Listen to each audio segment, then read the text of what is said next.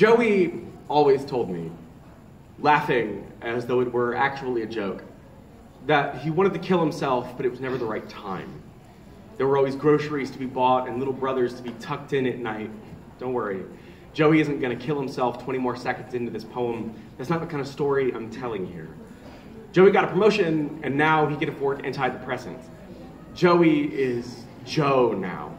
Joe is a cold engine in which none of the parts complain. Joe is a brick someone made out of fossils. If you removed money from the equation, Joey would have been painting elk on caved walls. People would have fed him and kept him away from high places because, goddamn, look at those elk. I think that the genes for being an artist and mentally ill aren't just related, they're the same gene, but try telling that to a bill collector. We were 17, and I drove us all to punk shows in a station wagon older than any of us. We were 17, and I bought lunch for Joey more often than I didn't. We were 17, and the one time Joey tried to talk to me about being depressed when someone else was around, I told him to shut the hell up and ask if he needed to change his tampon. You know that moment when the cartoon realized he's taken 3 steps off the cliff. He takes a long look at the audience like we're holding the last moving box in a half-empty house. Joey looked like that without the puff of smoke. He just played video games for a half hour and then went home. Once, I caught Joey in my dad's office, staring at the safe where he knew we kept the guns.